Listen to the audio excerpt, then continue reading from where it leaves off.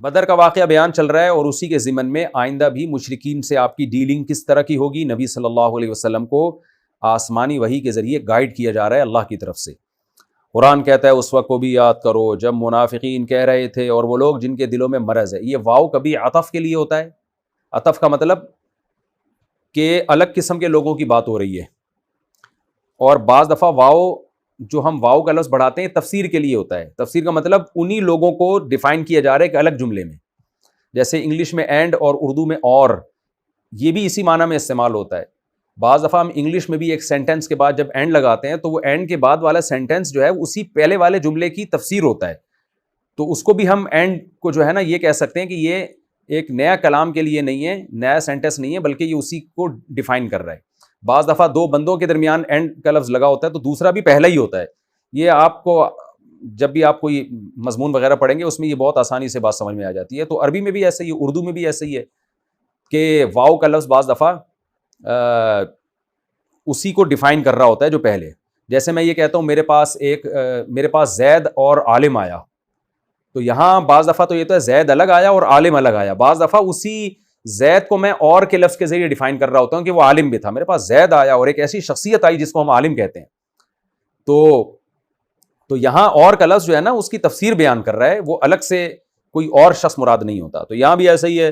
قرآن کہتا ہے جب منافقین نے کہا, اور ان لوگوں نے جن کے دلوں میں مرض ہے, یعنی وہ منافقین ہی ہیں جن کے دلوں میں مرض ہے, انہوں نے کیا کہا, غر ہؤلاء دینہم, یہ جو صحابہ ہیں نا ان کو ان کے دین نے دھوکہ دے دیا. ان کے دین نے ان کو حکم دیا ان کافروں سے آ کے لڑو, اور دیکھو اتنے سارے کافر اور یہ اتنے تھوڑے سے لوگ کہاں, یہ تو ان کے مذہب نے ان کو مروا دیا. تو قرآن کہہ رہا ہے یہ اس طرح کی باتیں کر رہے تھے. لیکن قرآن کہتا ہے وَمَن يَتَوَكَّلْ عَلَى اللَّهِ, جو اللہ پہ توکل کرتا ہے جیسا کہ صحابہ کر رہے تھے, فَإِنَّ اللَّهَ عَزِيزٌ حَكِيمٌ, تو اللہ زبردست غالب ہے. یہ کیسے ہو سکتا ہے کہ تم اللہ پہ توکل کرو اور اللہ کمزور ہونے کی بیس پہ تمہیں نقصان پہنچا دے؟ ایسا نہیں ہوتا. لیکن ساتھ ساتھ حکیم بھی ہے. بعض دفعہ نقصان پہنچا بھی دیتا ہے لیکن اس میں بھی کوئی حکمت ہوتی ہے. بڑی حکمت کیا ہے؟ تاکہ تمہیں آزمائے. اگر ہمیشہ فتوحات ہی ہوتی رہیں گی تو پھر تو اگلی جنگ میں منافقین بھی آپ کے ساتھ آ جائیں گے. تو حکمت کی پیش نظر کبھی وقتی نقصان ضرور ہوتا ہے لیکن غلبہ بہرحال اہل حق ہی کا ہوگا. تو قرآن کہہ رہا ہے کہ منافقین والی باتیں مت کرو, اللہ پہ اعتماد اور توکل کیا کرو. وَلَوْ تَرَىٰ إِذْ يَتَوَفَّى الَّذِينَ كَفَرُوا, اللہ کہتے ہیں یہ جو کافر لوگ ہیں نا جو میدان میں تم سے شکست کھا کے بھاگے ہیں, یہ تو ان کا دنیا میں انجام ہوا, آخرت میں انجام اس سے بھی زیادہ سخت ہے. وہ کیا ہے؟ اگر آپ دیکھ لیں اس وقت کو, یہ جب جملہ استعمال ہوتا ہے نا وَلَوْ تَرَىٰ, اگر آپ دیکھ لیں اس وقت کو, تو یہ ایک تعجب بیان کرنے کے لیے کہ وہ وقت بھی بڑا عجیب وقت ہوگا. جب آپ اس وقت کو دیکھیں گے تو بڑا عجیب وقت ہوگا. وہ کیا وقت ہوگا؟ اِذْ يَتَوَفَّى الَّذِينَ كَفَرُوا, جب کافروں کی جان نکال رہے ہوں گے, الملائکۃ, فرشتے ان کی جان نکال رہے ہوں گے. کیا کر رہے ہوں گے؟ یضربون وجوہہم وادبارہم, ان کے چہروں کو اور ان کی پشتوں کو مار رہے ہوں گے. دوسری روایات میں آتا ہے لوہے کے بڑے بڑے گزند ہوں گے جن سے ان کو کوٹتے ہیں. جو برزخ کی حالت ہوتی ہے نا, جب مرنے والا شخص دنیا سے آخرت کی طرف ٹرانسفر ہو رہا ہوتا ہے تو بیچ کی جو کنڈیشن ہوتی ہے جو جس میں دنیا اور برزخ کے بیچ میں ہوتا ہے, اس میں وہ عذاب دیکھنا شروع کر دیتا ہے جو دنیا والوں کو نظر نہیں آتا. بالکل جیسے ایک سوتا ہوا آدمی جب سونے کے لیے لیٹا ہو اور نیند میں جانے لگے تو خواب کی دنیا دیکھنا شروع کر دیتا ہے. وہ یہاں والے آدمی کو پتہ نہیں چلتا, جو جاگ رہا ہوتا ہے اس کو نہیں پتہ چلتا اس پہ کیا گزر رہی ہے. تو بالکل یہی معاملہ ہوتا ہے اس شخص کے ساتھ جس کی روح فرشتے قبض کرنے کے لیے آتے ہیں اور وہ اس دنیا سے عالم برزخ کی طرف منتقل ہو رہا ہوتا ہے. اس میں اس کو عذاب دیا جا رہا ہوتا ہے.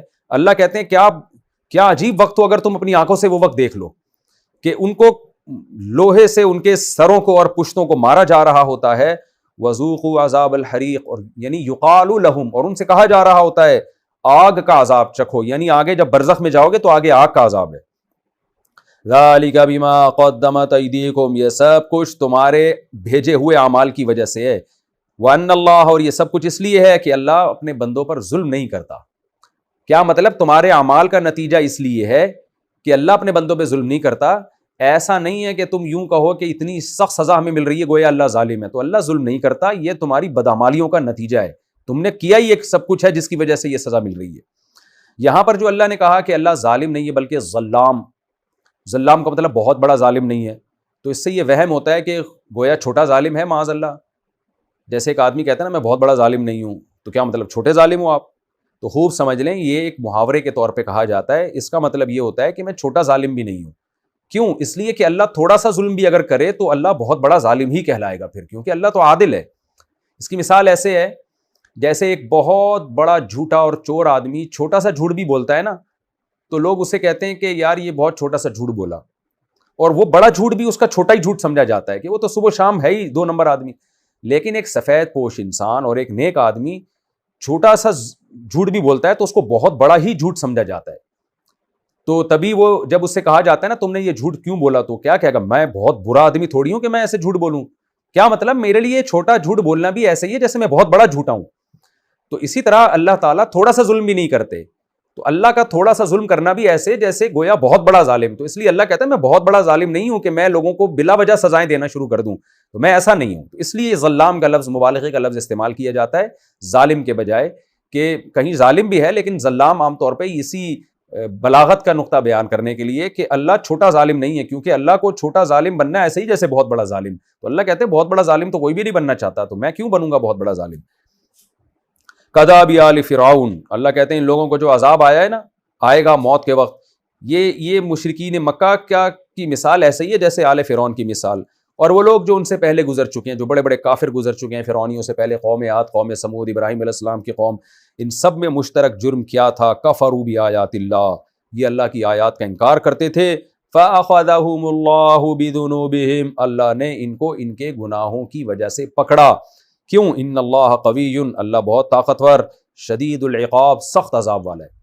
تو اللہ بتا رہے ہیں کہ مشرکین مکہ یہ بات سمجھنے کی کوشش کریں کہ ان پر جو عذاب آ رہا ہے یہ قومیت کی جنگ نہیں ہے, یہ زمین کی جنگ نہیں ہے, یہ وہ قبائلی جنگیں نہیں ہیں جو پہلے ہوتی رہی ہیں.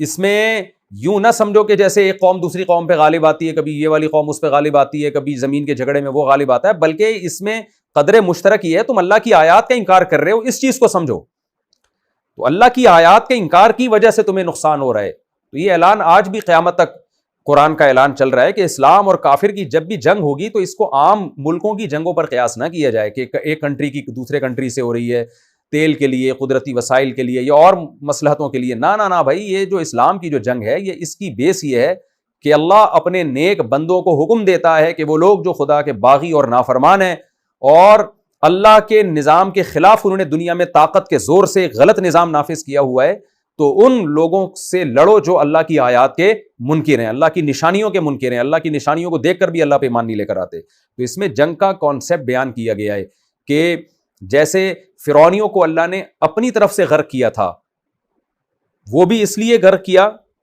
کہ منکر تھے وہ اللہ کی آیات کے. تو مشرکین مکہ کو نبی کی تلوار سے جو زخم پہنچائے جا رہے ہیں وہ بھی اللہ کی طرف سے, تو عذاب دونوں اللہ کی طرف سے ہیں. ایسا نہیں ہے کہ ایک عذاب انسانوں کی طرف سے اور ایک اللہ کی طرف سے, دونوں اللہ کی طرف سے ہی کافروں پر عذاب ہیں, لیکن انداز مختلف ہے. ایک میں براہ راست اللہ خود عذاب دے رہا ہے اور ایک میں مسلمانوں کو مسلط کر کے عذاب دے رہا ہے.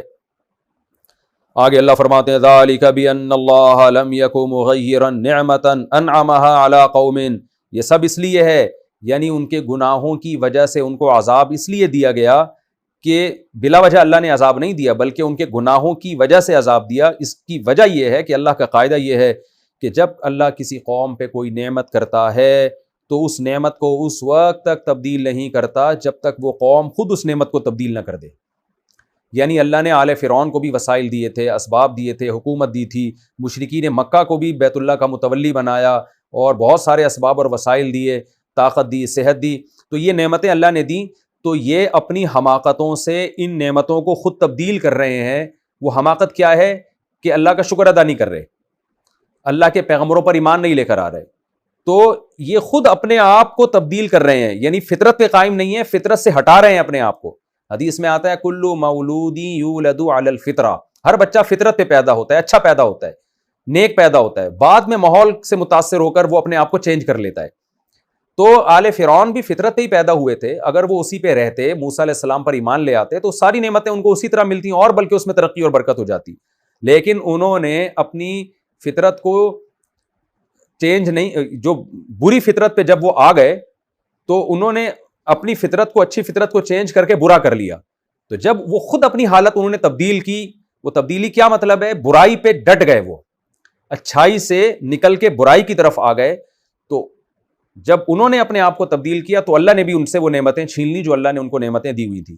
تو اللہ مشرکین مکہ کو بھی بتا رہے ہیں کہ تم بھی اپنی اس فطرت جو انسان کو اللہ نے نیک بنایا ہے تم نے اس کو چینج کیا ہے, نبی کی مخالفت کر کر کے اپنے دلوں پر مہر لگوا لی ہے, تو اللہ نے بھی تمہاری حالت کو تبدیل کر دیا. تو یہ قاعدہ قیامت تک کے لیے. اس میں وہ لوگ جو نعمتوں میں پڑے ہوئے ہیں انہیں ڈرنا چاہیے. دیکھیں آج صحت ہے, آج مالی وسعت اللہ نے کسی کو دی ہے, آج اللہ نے کسی کو عزت دی, شہرت دی, تو وہ ناشکری کر کے اپنی حالت چینج نہ کرے, ورنہ اللہ بھی اس کی حالت چینج کر دے گا. آج بھی ہم دنیا میں دیکھتے ہیں بہت دفعہ ایسا ہوتا ہے کہ اچھی بھلی لائف گزر رہی ہوتی ہے اور انسان ناشکری پہ آتا ہے, حماقتیں کرنا شروع کر دیتا ہے, اور اس کی شہرت, عزت اور دولت جس کی جو آسمان کی بلندیوں تک پہنچ چکی ہوتی ہے وہ دھڑام سے نیچے گر جاتی ہے. تو اللہ کے عذاب سے ڈرنا چاہیے.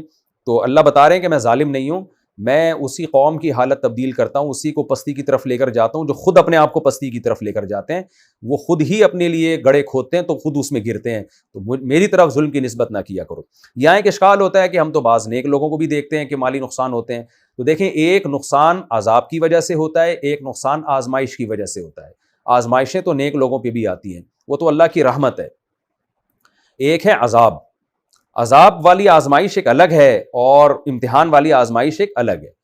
بعض دفعہ اللہ کسی سے دولت, صحت, یہ ساری نعمتیں چھین لیتے ہیں اس کو عذاب دینے کے لیے. اس کی مثال ایسے ہے جیسے حدیث میں آتا ہے جو سمندر میں ڈوب کے ہلاک ہوا وہ شہید ہے, لیکن فرعون بھی تو سمندر میں ڈوب کے ہلاک ہوا نا. لیکن فرعون کا ڈوبنا گناہوں کے عذاب کے طور پر تھا, اس لیے وہ شہادت نہیں ہے. اور ایک عام نیک آدمی اگر سمندر میں ڈوب جاتا ہے تو وہ عذاب کے طور پہ نہیں ہے. تو خوب سمجھ لیں بعض دفعہ ایک قوم بلندی سے پستی کی طرف گئی, وہ اللہ کی طرف سے آزمائش بھی ہوتی ہے, لیکن یہاں وہ پستی مراد ہے جو بطور عذاب کے ہو. تو وہ والا عذاب جب تک نہیں آتا جب تک خود قوم حماقتیں شروع نہ کر دیں.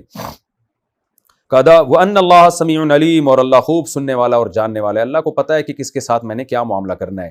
قدا بھی آل فرعون, پھر اللہ نے اسی مثال کو دوبارہ ریپیٹ کیا کہ ان مشرکین کی مثال آل فرعون کی طرح ہے اور ان لوگوں کی طرح جو ان سے پہلے گزر چکے ہیں. یعنی وہ قومیں جن کی حالت کو اللہ نے تبدیل کیا انہی کی حماقتوں کی وجہ سے, ان کی مثال اللہ دے رہے ہیں کہ ان کی مثال ایسے جیسے آل فرعون اور ان سے پہلے جو کافر گزر چکے ہیں. کذبوا بآیات ربہم, انہوں نے اپنے رب کی آیات کا انکار کیا. تو انکار کر کے اپنی حالت خود ہی چینج کر لی نا, نہ انکار کرتے اسی فطرت پہ قائم رہتے جس پہ اللہ نے انسان کو بنایا ہے. لیکن کذبوا بآیات ربہم, رب کی آیات کا, نشانیوں کا انکار کر کے اپنی حالت چینج کی, تو ہم نے بھی ان کی حالت چینج کر دی. وہ حالت کیا چینج کی؟ فأہلکناہم بذنوبہم, ہم نے بھی ان کے گناہوں کی وجہ سے ان کو ہلاک کیا. وَأَغْرَقْنَا آلَ فِرْعَوْنَ, اور آل فرعون کو ہم نے سمندر میں, پانی میں غرق کر دیا. تو ان کی بھی حالت ہم نے چینج کر دی کیونکہ انہوں نے اپنی حالت چینج کی تھی. وہ کیا تھی کہ اللہ کی آیات کا انکار کیا. وَكُلٌّ كَانُوا ظَالِمِينَ, اور یہ سب ظالم تھے. ظالم سے مراد اللہ کے ساتھ بھی ظلم اور انسانوں کے ساتھ بھی ظلم.